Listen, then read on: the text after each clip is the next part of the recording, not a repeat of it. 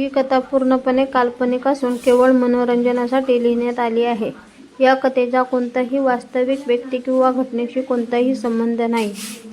चला तर आता वळूया आपल्या स्टोरीकडे. चॅनलवरती नवीन असाल तर चॅनलला लाईक करा, शेअर करा, सबस्क्राईब करा.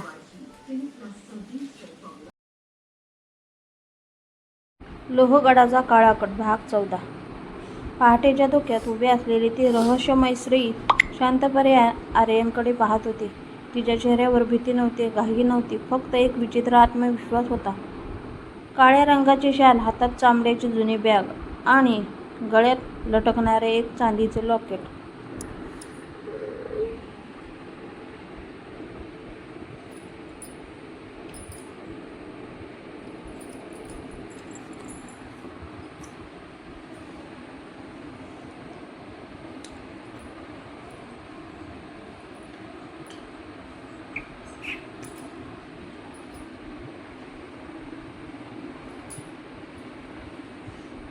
आर्यनचं लक्ष त्या लॉकेटकडे गेलं आणि त्याचा श्वास एका क्षणासाठी थांबला.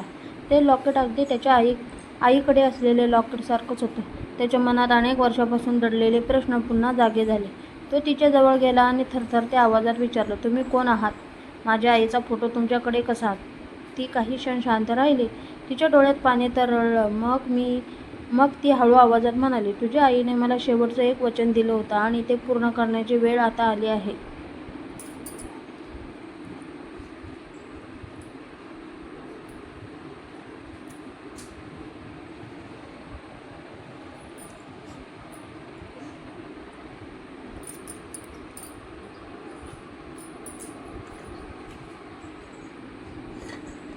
हे ऐकताच विजय पुढे आला. त्याने त्या स्त्रीकडे काळजीपूर्वक पाहिलं आणि अचानक त्याच्या चेहऱ्याचा रंग बदलला.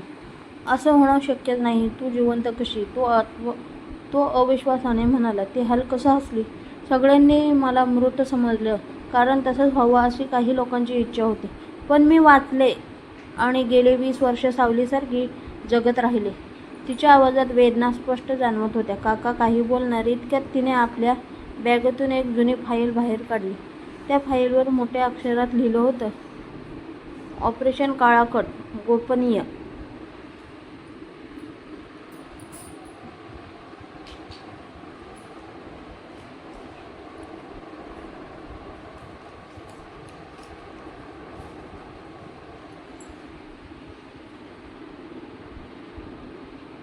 आर्यने फाईल उघडली. आता त्याच्या वडिलांनी गोळा केलेले अनेक पुरावे, जुने फोटो, नकाशे आणि काही हस्तलिखित पत्र होती.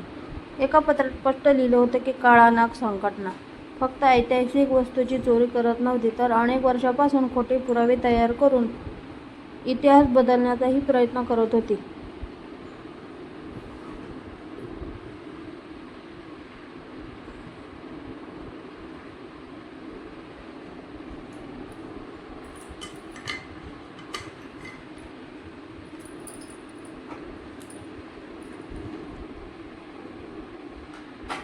त्याच फाईलमध्ये एक यादी होती. त्या यादीत अनेक प्रभावशाली लोकांची नावे होती. पण शेवटचं नाव पाहून आर्यन थबकला. त्या नावासमोर फक्त 2 शब्द लिहिले होते, मुख्य सूत्रधार अज्ञात. समीरने आश्चर्याने विचारले, म्हणजे इतकी वर्षे आपण ज्याचा पाठलाग करत होतो तो अजूनही समोर आलेलाच नाही? विजय गंभीरपणे म्हणाला, हो, आतापर्यंत आपण फक्त त्यांच्या माणसांना भेटलो आहोत. खरा खेळाडू अजून पडद्यामागे आहे. तेवढ्यात दूरवरून मंदिरातील घंटाचा आवाज ऐकू आला. ती स्त्री म्हणाली, वेळ फार कमी आहे. आज रात्री रायगडच्या पायथ्याशी असलेल्या जुन्या महादेव मंदिरात एक गुप्त बैठक होणार आहे. तिथे काळा नाग संघटनेचे सर्व प्रमुख एकत्र येणार आहेत. आपण तिथे पोहोचलो तर अनेक वर्षांपासून लपवलेले सत्य उघड होईल.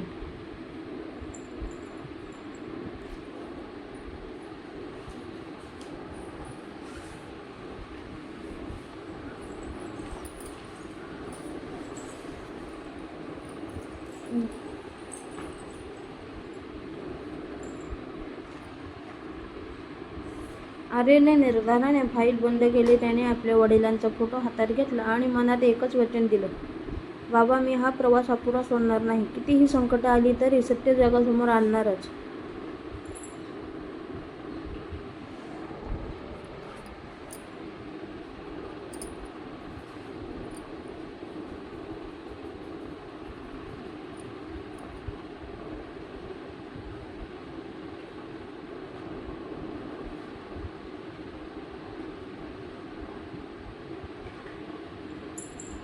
सगळे रायगडकडे निघण्याची तयारी करू लागले, पण त्यांना माहीत नव्हतं त्याच्या प्रत्येक हालचालीवर कुणीतरी नजरेतून लक्ष ठेवून होतं. वाड्याच्या मोडकळीस आलेल्या मनोहरावर उभा असलेला एक काळ्या कपड्यातील माणूस दुर्बिणीतून त्यांच्याकडे पाहत होता. त्याने मोबाईलवर एकच संदेश पाठवला, ते रायगडाकडे निघाले आहेत. योजना सुरू करा.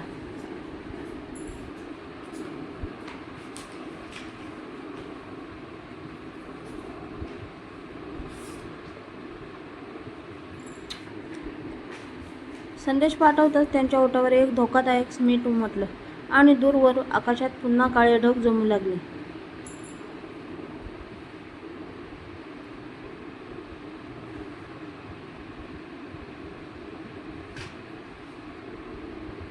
रायगडाच्या दिशेने जाणारा रस्ता दाट जंगलातून वळण घेत पुढे सरकत होता. संध्याकाळची वेळ झाली होती. आकाशात काळे ढग दाटले होते आणि अधूनमधून विजा चमकत होत्या. आर्यन गाडीच्या खिडकीतून बाहेर पाहत होता. त्याच्या मनात एकच प्रश्न घोळत होता. आईने इतकी वर्ष कोणतं रहस्य लपवलं होतं? त्याच्या हातात अजूनही वडिलांचं पत्र होतं. ते त्याने कितीतरी वेळा वाचलं होतं, पण प्रत्येक वेळी त्याला त्यातून काहीतरी नवीन अर्थ सापडत होता. विजय शांत बसला होता, तर गुरुजी डोळे मिटून जणू काहीतरी आठवण्याचा प्रयत्न करत होते. निशा मात्र सतत मागच्या आरशातून पाहत होती.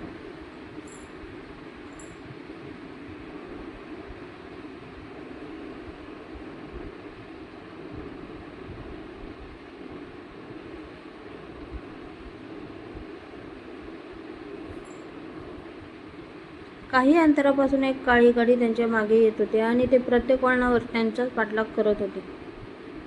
समीरने गाडीचा वेग वाढवला. जंगल संपताच रायगडच्या विशाळ डोंगर समोर दिसू लागले. त्यांच्या पायथ्याशी असलेलं जुनं महादेव मंदिर धुक्याने वेढलेलं होतं. मंदिराभोवती शेकडो वर्षाची वडाची झाडं उभी होती.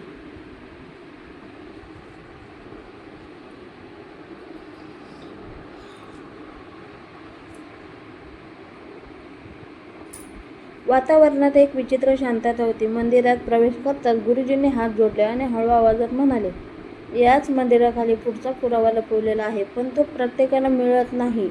ज्याचं मन स्वच्छ असेल त्यालाच हा मार्ग दिसतो. मंदिराच्या गाभाऱ्यातील शिवलिंगासमोर एक जुनी पितळी घंटा लटकत होती. विजयने ती घंटा 3 वेळा वाजवली. क्षणात मंदिराच्या जमिनीला हलकासा कंप बसला.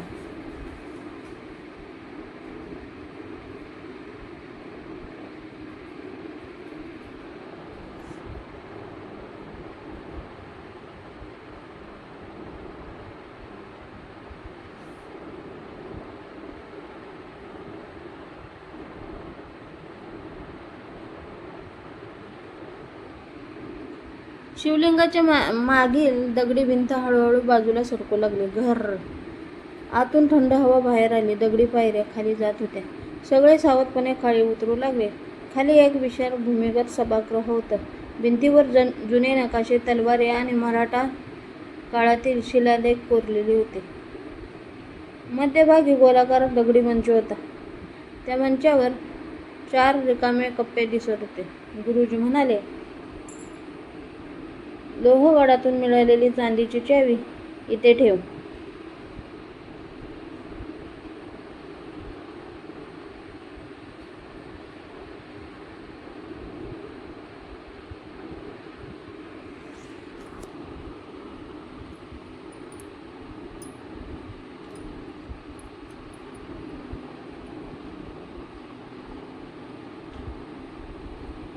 आर्यने चावी पाहिली, कप्प्यात ठेवली. क्षणात सभागृह प्रकाशाने उजळून निघालं. भिंतीवर एक नवा प्रकाश दिसू लागला. त्या नकाशात एका जागेवर लाल ठिपका चमकत होता. त्याच खाली एकाच नाव कोरलेलं होतं, भैरव गुहा. काकांच्या चेहऱ्यावर भीती स्पष्ट दिसत होती. ते थरथरत म्हणाले,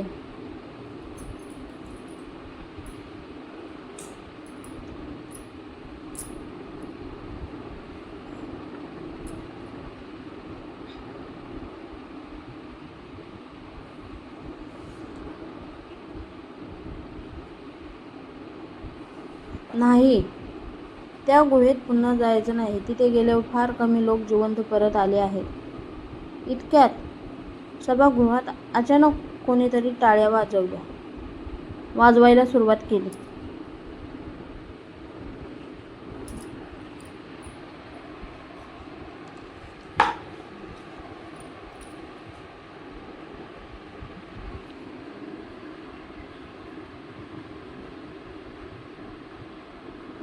टक टक टक. सगळे मागे वळून पाहतात.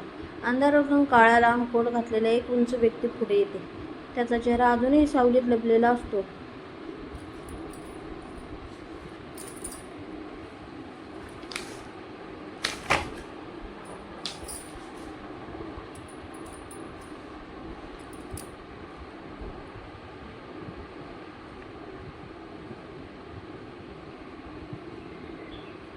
तो शांतपणे म्हणतो, खूप छान, तुम्ही माझं काम खूप सोपं केलं. आता चारही पुरावे एकाच ठिकाणी जमा होणार आहेत. तो हळूहळू प्रकाशात येतो आणि त्याचा चेहरा पाहून विजय, गुरुजी आणि काका तिघेही एकदम हादरतात.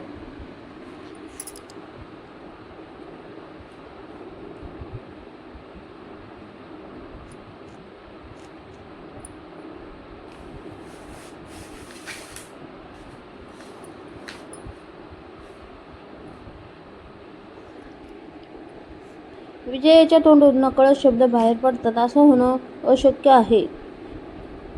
तू तर 25 वर्षापूर्वी गायब झाला होता. त्या रहस्यमय व्यक्तीने हलकसं हसत उत्तर दिलं, मी कधीच गायब झालो नव्हतो. मी फक्त योग्य वेळेची वाट पाहत होतो. त्याने आपल्या खिशातून एक सोन्याचं लॉकेट बाहेर काढलं.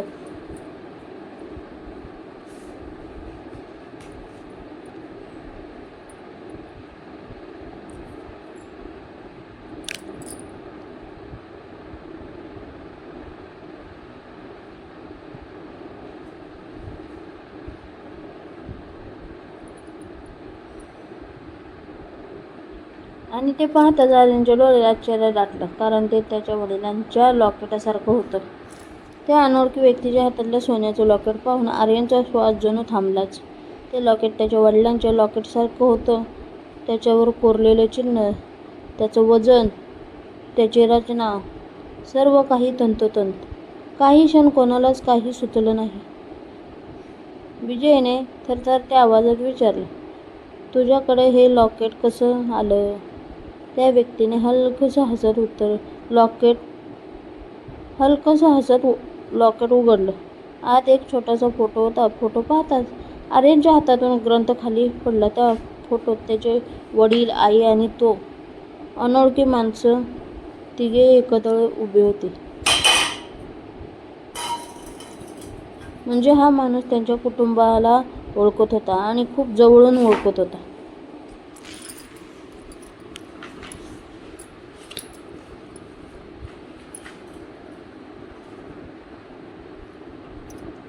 सभागृहात पसरलेल्या शांततेत त्या व्यक्तीचा आवाज घुमला, आर्यन, तुला आजपर्यंत जे काही सांगितलं गेलं त्यातलं बरंचसं सत्य होतं, पण पूर्ण सत्य नव्हतं. तुझे वडील माझे मित्र नव्हते, ते माझे मोठे भाऊ होते. हे ऐकताच आर्यनच्या पायाखालची जमीनच सरकली. काय? माझ्या बाबांचा भाऊ? त्यांच्या तोंडून शब्द फुटेनात. काकांच्या चेहऱ्यावर अपराधीपणाची छटा दिसू लागली.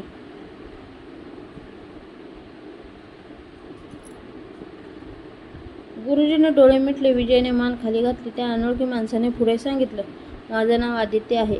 अनेक वर्षापूर्वी मला मृत घोषित करण्यात आलं होतं, कारण मी जिवंत राहिलो असतो तर काही लोकांचं साम्राज्य एका दिवसात कोसळलं असतं.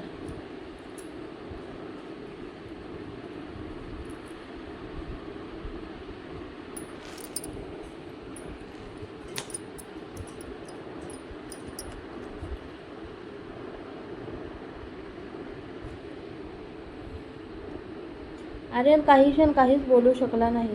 त्याच्या मनात राग, दुःख, आश्चर्य आणि गोंधळ एकाच वेळी उसळला होता. तो काकाकडे वळून म्हणाला, हे खरं आहे का? तुम्ही मला आयुष्यभर हे का नाही सांगितलं?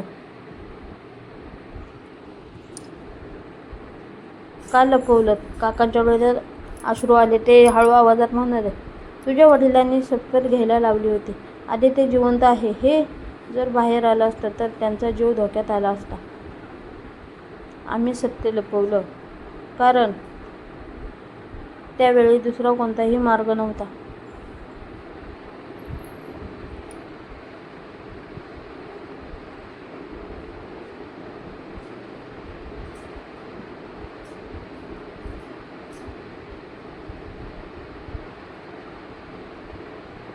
त्यांच्या प्रत्येक शब्दातून पश्चाताप स्पष्ट जाणवत होता. तेवढ्यात भूमिगत सभागृहाच्या भिंतीवर लावलेली एक जुनी मशाल अचानक विझली. मग दुसरी, मग तिसरी. काही क्षणात संपूर्ण सभागृह अंधारात बुडालं. फक्त दालनाच्या मध्यभागी ठेवलेला स्वराज्याची सावली हा ग्रंथ मंद निळसर प्रकाश देत होता. अचानक ग्रंथाची पाने स्वतःहून उलटू लागली. एका पानावर थांबताच त्यावर कोरलेले शब्द चमकू लागले. 4 पुरावे एकत्र आले. आता 5वा रक्षक जागा होईल. हे वाचताच दालनात प्रचंड कंपन सुरू झालं. दगडी भिंतीवर भेगा पडू लागल्या. छतावरून धूळ आणि छोटे दगड खाली पडू लागले. मध्यभागी असलेला गोल दगडी मंच हळूहळू खाली सरकू लागला. घर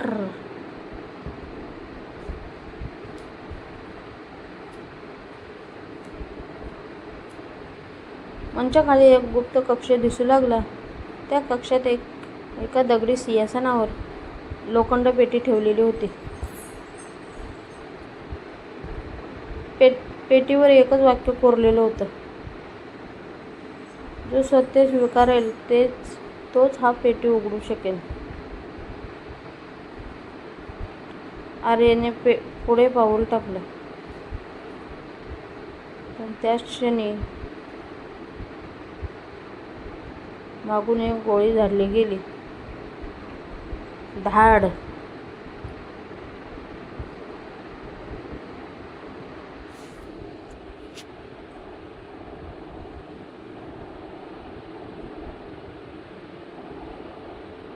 गोळी थेट आदित्यच्या खांद्यात लागली. तो वेदनेने खाली कोसळला. सगळे घाबरून मागे वळाले. दुराताने एक काळी सावली पुढे येत म्हणाले आणि त्याच्या हातात बंदूक होती.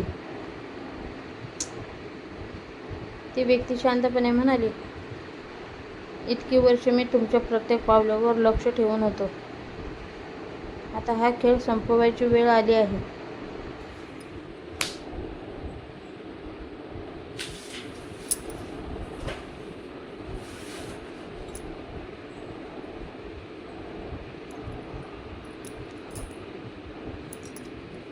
आर्यने त्या आवाजाकडे लक्ष दिलं. तो आवाज त्याला खूप परिचित वाटत होता, पण चेहरा अजूनही काळ्या मुखवट्याच्या मागे लपलेला होता.